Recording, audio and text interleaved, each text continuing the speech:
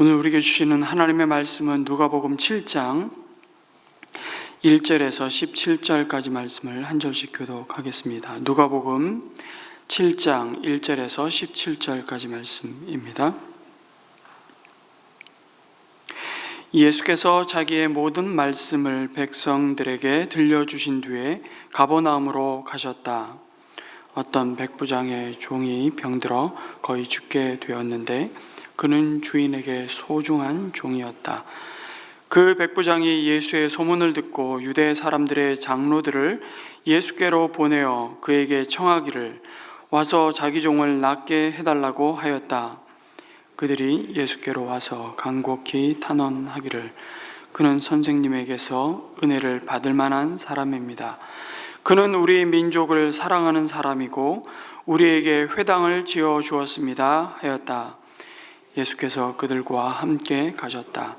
예수께서 백부장의 집에서 그리 멀지 않은 곳에 이르렀을 때에 백부장은 친구들을 보내어 예수께 이렇게 아뢰어 주님, 더 수고하실 것 없습니다. 저는 주님을 내 집에 모셔드릴 만한 자격이 없습니다. 그래서 내가 주님께로 나올 엄두도 못 냈습니다. 그저 말씀만 하셔서 내 종을 낫게 해 주십시오. 나도 상관을 모시는 사람이고 내 밑에도 병사들이 있어서 내가 이 사람들어 가라고 하면 가고 저 사람들어 오라고 하면 옵니다. 또 내 종들어 이것을 하라고 하면 합니다. 예수께서 이 말을 들으시고 그를 놀랍게 여기시어 돌아서서 자기를 따라오는 무리에게 말씀하셨다. 내가 너희에게 말한다. 나는 이스라엘 사람 가운데서는 아직 이런 믿음을 본 일이 없다. 심부름 왔던 사람들이 집에 돌아가서 보니 종은 나 있었다. 그 뒤에 곧 예수께서 나인이라는 성읍으로 가시게 되었는데 제자들과 큰 무리가 그와 동행하였다. 예수께서 성문에 가까이 이르렀을 때에 사람들이 한 죽은 사람을 메고 나오고 있었다. 그 죽은 사람은 그의 어머니의 외아들이고 그 여자는 과부였다. 그런데 그 성에 많은 사람이 그 여자와 함께 따라오고 있었다. 주님께서 그 여자를 보시고 가엾게 여기셔서 말씀하셨다. 울지 말아라. 그리고 앞으로 나아가서 관에 손을 대시니 메고 가는 사람들이 멈추어 섰다. 예수께서 말씀하셨다. 젊은이야, 내가 네게 말한다. 일어나라. 그러자 죽은 사람이 일어나 앉아서 말을 하기 시작하였다. 예수께서 그를 그 어머니에게 돌려주셨다. 그래서 모두 두려움에 사로잡혀서 하나님을 찬양하면서 말하기를 우리에게 큰 예언자가 나타났다 하고 또 하나님께서 자기 백성을 돌봐 주셨다 하였다. 같이 읽습니다. 예수의 이 이야기가 온 유대와 그 주위에 있는 모든 지역에 퍼졌다. 아멘. 오늘 말씀은 예수님이 행하신 두 가지 놀라운 기적의 사건을 말씀해 줍니다. 하나는 로마 군대의 장교였던 백부장의 병든 종을 고쳐주시는 사건이고 다른 하나는 나인성의 한 과부의 죽은 외아들을 다시 살리시는 기적입니다. 예수님께서 모든 가르침을 다 끝내시고 가버나움으로 가셨습니다. 그곳에서 예수님은 로마 군대의 장교인 백부장이 보낸 유대 장로들을 마주치게 되지요. 그리고 이어서 이름도 밝히지 않는 백부장이 보낸 친구들을 만나십니다. 이들을 통해 예수님은 백부장에게 소중한 종이 병들어 거의 죽게 되었는데 속히 와서 자기 종을 낫게 해달라는 청탁을 받습니다. 어떻게 유대인도 아닌 로마, 그것도 식민지의 랍비에게 사람을 보내서 간곡한 부탁을 할까 너무 신기하기도 하고 이 백부장의 모습을 통해 일반적인 그 당시의 통념들이 다 깨지는 일들이 계속 이어집니다.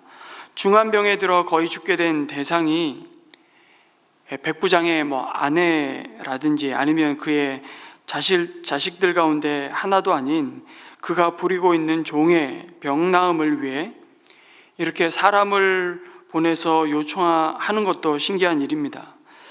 여러분, 이 당시에 종의 신분이, 그것도 로마 장교의 마음을 기울여서 종을 돌보는 주인이라면 이 백부장이 보통 사람은 아니라는 생각이 듭니다.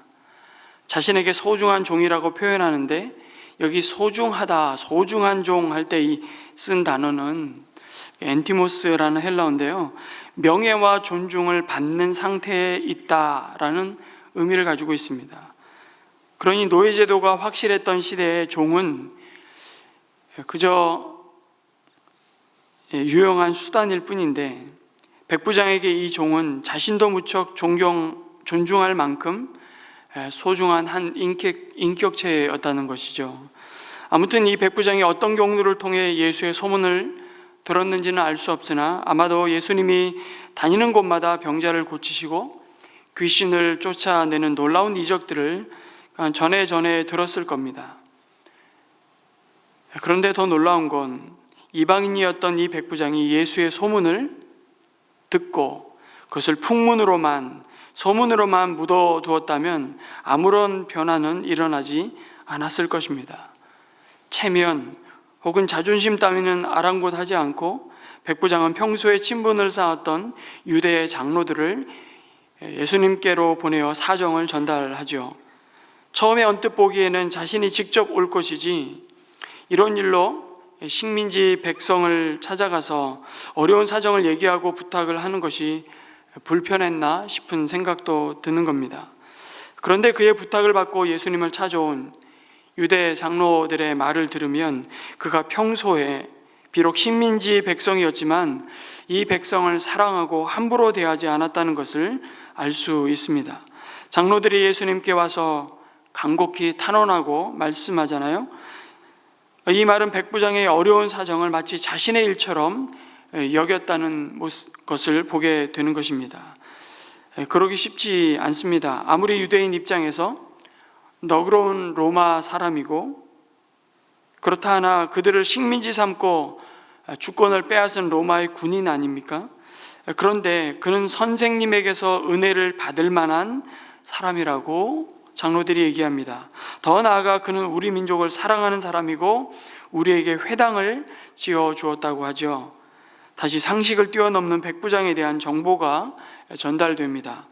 지배자였지만 얼마나 성품이 훌륭한 사람인지를 엿볼 수 있습니다. 당시 백부장들에게 유대인은 착취의 대상이지 섬김의 대상이 아니었기 때문입니다. 그러나 그는 달랐습니다. 유대 장로들이 예수님께 할 수 있는 백부장에 대한 칭찬은 이보다 더 좋을 수는 없을 겁니다. 예수님도 이방인을 향한 유대 장로들의 이런 뜻밖의 칭찬과 인정 앞에 참 의외다 싶었는지 예수님이 그 장로들을 선뜻 따라 나섰습니다.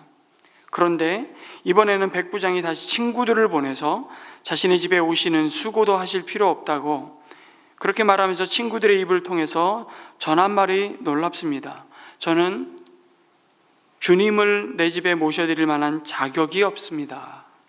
그래서 내가 주님께로 나을 엄두도 못 냈습니다. 그저 말씀만 하셔서 내 종을 낫게 해주십시오. 우선 놀라운 것은 백부장이 예수님을 향해 주님이라고 부르고 있다는 사실입니다. 아니, 로마 군대, 그것도 나름 고위직이라고 할 수 있는 장교에게 여러분 예수님을 향해 주님이라고 부를 수 있을까요? 그것은 큰일 날 소리입니다. 그의 주는 그가 가이사 로마 황제 한 사람밖에 없어야 되는 것입니다. 오직 그의 주로 모셔야 될 대상은 그의 삶을, 그의 목숨을 좌지우지할 수 있는 살아있는 현존하는 유일한 신인 가이사이죠. 로마인 입장에서 보면 이 백부장은 이미 선을 넘어와도 한참 넘어왔습니다. 아무리 자기가 부리는 종이 소중하다 그래도 자기 목숨보다 값지겠습니까? 그런데 이 백부장의 이런 말이 그냥 예수님의 호의를 얻기 위한 립 서비스가 아니라는 것이 밝혀지죠. 그것이 8절 말씀입니다. 나도 상관을 모시는 사람이고 내 밑에도 병사들이 있어서 내가 이 사람들로 가라고 하면 가고 저 사람들로 오라고 하면 옵니다. 또 내 정도로 이것을 하라고 하면 합니다. 앞서 유대 장로들이 백부장은 예수님께 은혜를 받을 만한 사람, 충분히 그럴 만큼 존귀한 자라고 치켜 세웠는데 정작 백부장 자신은 그렇게 여기지 않고 있다는 것을 고백합니다. 백부장은 예수님의 권위에 남다른 이해를 아마 이미 가지고 있었던 것으로 보입니다. 그저 말씀만 하셔서 내 종을 낫게 해주십시오. 그는 예수님의 신적인 권위를 명확히 이해하고 인정했기에 종의 치유도 명령만으로 가능한 일이라 믿었던 것입니다. 예수님이 이 백부장의 믿음을 보시고 어떻게 반응하십니까? 놀랐다, 놀랬다라고 말씀하십니다. 여러분, 아주 뭐든 다 주님은 아시고 사람의 생각과 중심을 다 아시는 예수님께서 새삼 놀라실 것까지 있나 싶습니다. 그러니 예수님이 그냥 놀래신 척 하신 건 아닌가요? 놀래신 척 하신 건가? 그렇지 않습니다. 실제로 예상하지 못한 백부장의 믿음을 보시고 진짜 놀라신 것입니다. 여러분, 우리의 신앙을 주님과의 관계에서 너무 기계적으로 바라보지 않기를 바랍니다. 예수님은 이런 분이야, 하나님은 이런 분이시니까 굳이 설명할 필요도 없고, 우리가 기도하기도 전에 우리가 필요한 것이 무엇인지 다 아시고, 구하기도 전에 무엇을 구할지를 다 아시는 하나님인데 굳이 미주알 고주알 다 하소연하고 알릴 필요가 뭐가 있어? 그러니 주님 제 마음 아시죠? 여러분, 그러면 주님도 그러실 겁니다. 너도 내 마음 알지? 끝. 주님과의 관계는 그렇게 기계적이지 않습니다. 내가 어떤 인풋을 하면 당연히 이런 아웃풋이 있겠지. 아닙니다. 하나님은 나와 개인적으로 인격적으로 끊임없이 말하고 싶어 하시죠. 아니, 이 백부장의 모습을 보며 확인하는 것은 말하지 않으면, 표현하지 않으면 하나님이 아시지만 아는 게 아니라고 말씀하시는 것 같습니다. 예수님이 이 백부장을 마지막까지, 적어도 이 본문 속에서는 그의 얼굴을 대면하지도 않으신 것으로 보입니다. 그런데 얼굴과 얼굴을 맞대고 함께 먹고 함께 자고 함께 동행하는 예수님의 제자들의 모습보다 어떤 면에서는 더 친밀하고 더 끈끈한 신뢰와 믿음의 관계를 보게 되는 것이죠. 이것을 어떻게 설명할 수 있을까요? 아니, 예수님은 이런 백부장 같은 사람을 당신의 직계 제자로 삼으셨으면 얼마나 마음이 편하셨을까 싶습니다. 백부장을 향해서 너도 나를 따라오너라, 이제 너로 사람 죽이는 군인이 아니라 사람 살리는 하나님의 군대의 장관이 될 것이다, 그러시면 얼마나 좋겠습니까? 그런데 그러시지 않았습니다. 왜 나 같은 사람을 주님의 제자로, 내가 너의 인생을 하나님의 나라와 복음을 위해 값지게 쓰시겠다고 하시는 건가요? 이게 그래서 은혜입니다.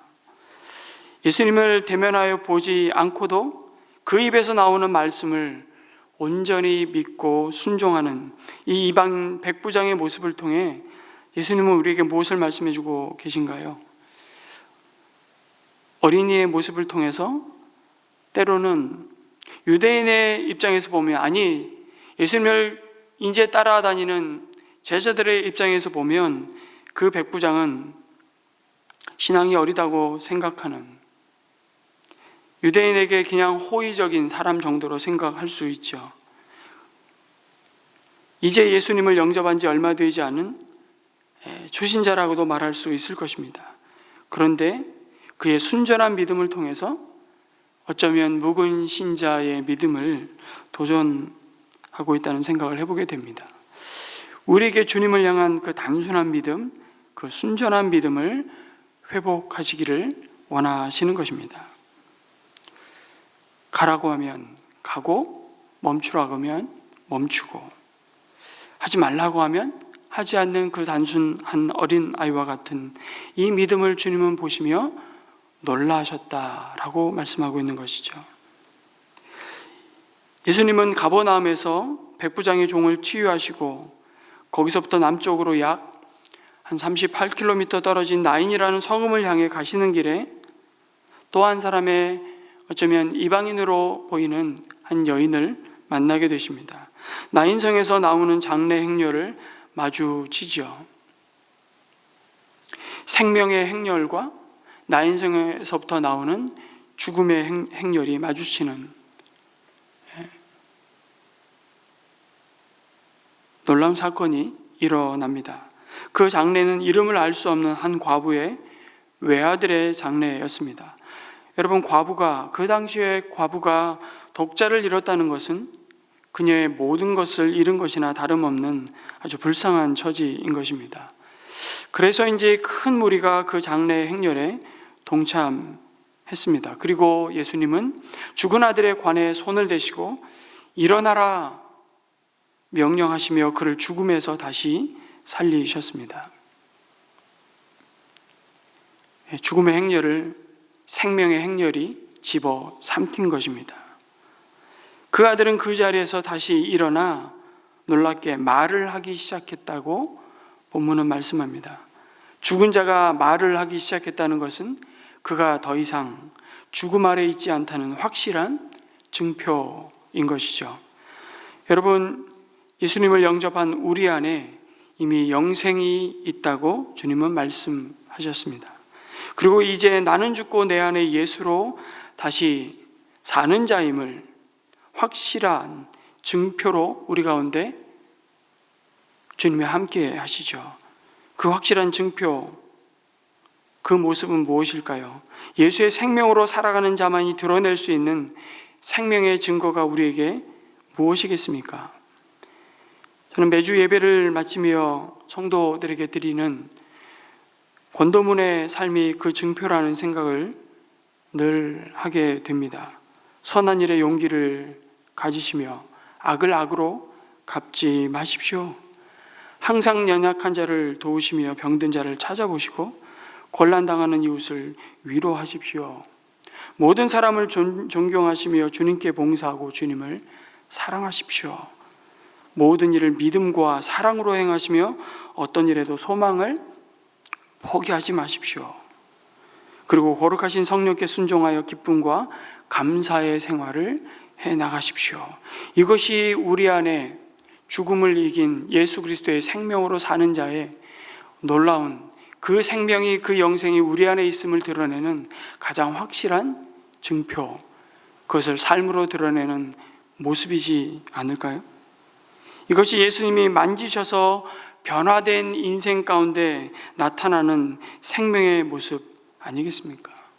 슬픔의 행렬은 단숨에 놀람과 기쁨의 행렬로 변했습니다. 주님이 등장하시면서 장래 행렬이 갑자기 생명의 행진으로 바뀐 것입니다. 죽은 시신을 누인 관은 빈 것이 되었습니다. 큰 슬픔에 잠겼던 어머니는 기쁨의 노래를 부르는 여인이 된 것이죠. 슬픔이 변하여 희락이 되고 근심이 변하여 찬송이 되었습니다. 한숨이 변하여 기도의 숨이 되는 것이죠. 이 놀라운 은혜가 오늘도 우리의 삶에 임하기를 간절히 기도합니다. 그런데 이 기적은 백부장의 종을 치유하신 기적과는 한 가지 다르게 그 누구의 요청도 기도도 없었습니다. 오직 죽은 관을 메고 성을 나오는 무리 속에서 슬퍼하는 이름 모를 한 과부를 예수님은 주목하셨다라고 말씀합니다. 지나갈 수 있는 행렬, 그러나 그 한 깊은 고통 가운데 슬픔 가운데 있는 한 여인을 주목하여 보셨고 그 여인을 긍휼히 여기신 마음에서 비롯된 은혜 밖에는 없었습니다. 그리고 외아들을 잃은 과부를 주목하셨던 그 주님의 시선과 긍휼히 여기는 삶으로 그의 제자들을 향해 말씀하고 있는 것이죠. 너희 나를 따라오는 너희의 삶 역시 다르지 않다고, 그것이 죽음이 가득한 세상을 생명으로 변화시키는 가장 복되고 아름다운 순종임을 가르치시는 것입니다. 주님의 시선. 오늘 이 시대의 가장 큰 문제는 무관심 아니겠습니까? 그래서 끊임없이 소외가 우리를 고통스럽게 만듭니다. 조지 버나드 쇼라는 사람이 이런 표현을 했더라고요. 사람을 미워하는 죄보다 더 나쁜 죄가 무관심이다. 그래서 사랑의 반대는 미움이 아니고 무관심이라고 말하지 않습니까? 주님은 절대 이 여인에게 무관심하지 않으셨습니다. 그냥 스쳐 지나가시지 않으시고 여인을 주목하여 바라보시며 다가서셨죠. 또 울지 말라 하시며 말로만 위로하신 것이 아니라 관에 손을 대셔서 그 아들을 살려내셨습니다. 그리고 동일한 시선으로 주님의 제자들은 오순절 성령 강림 이후 우리가 앞으로 살펴보겠지만 3장 그들의 첫 기적의 현장에서 바로 이 주님의 주목하여 바라보시는 시선을 회복하게 됩니다. 그것은 바로 나면서부터 안진병이 되어 늘 그 자리에 성전의 가장 아름다운 문인 미문에서 구걸하던 자를 바라보는 것이었습니다. 나면서부터 구걸하던 그 미문의 그 안진병이를 그때 처음 봤을까요, 제자들이? 아니요, 늘 오고 가며 늘 그 자리에 있었던 존재였습니다. 그러나 비로소 성령이 그들 마음 가운데, 제자들의 마음 가운데 주님의 시선을 회복시키신 거죠. 기적은 바로 그 시선에서부터 시작되었습니다. 주님을 바라보시고 주목하시는 그 시선을 가질 때 더 이상 죄와 사망은 왕노릇하지 못할 것임을 오늘 말씀을 통해서도 우리에게 확인해 주십니다. 분열과 다툼과 죽고 죽이는 전쟁은 발붙일 수 없을 것입니다. 여러분, 오늘도 이 주님의 시선이 머무는 그곳에 우리의 시선이 함께 머물기를 간절히 소망합니다. 주님이 주목하시는 한 영혼을 향한 그 긍휼의 마음을 품고 함께 기도하기를 원합니다. 기도해서 기적이 일어날 수도 있고 일어나지 않을 수도 있겠지만 정말 사람을 긍휼히 여기는 마음으로 간절히 기도한다면 적어도 그 기도를 받은 그 사람의 마음은 위로받고 치유되는 일이 일어나게 될 것입니다. 오늘 아침 이 말씀을 묵상하며 우리가 이렇게 기도했으면 좋겠습니다. 한 영혼이 천하보다 귀하다고 하신 주님, 그 어떤 것보다 사람을 귀히 여기고 사람을 사랑하는 저희들 될 수 있게 은혜를 베풀어 주시옵소서. 오늘 하루도 우리의 관계된 자들을 복되게 하는 그 복의 통로로 살아갈 때 그 삶을 주님 주시는 은혜를 따라 잘 감당할 수 있도록 힘 주시옵소서. 그리고 오늘은 나라와 민족을 위해서 기도하는 매주 수요일마다 또 한국 교회를 위해서 기도합니다. 12상 계엄 탄핵과 함께 극심해지는 분열과 증오의 사회가 되고 있는 대한민국을 불쌍히 여겨 주옵소서. 분열과 거짓으로 혼란한 이 땅의 화해와 평화의 사람들을 일으켜 주옵소서. 기도했으면 좋겠습니다. 더불어서 그 극심해지고 있는 한국 사회의 갈등과 분열 상황에서 진정한 화해와 평화의 다리가 되는 주님의 몸된 교회들이 되게 하여 주시고 정치, 경제, 사회적으로 양극화로 내닫는 한국 사회를 품고 기도하는 교회들 되게 해 주시옵소서. 이 사회의 연약함을 불쌍히 여겨 주시옵소서. 나라 민족을 위해 한국 교회를 위해 기도하고 개인의 기도를 이어가도록 하겠습니다. 함께 기도합니다.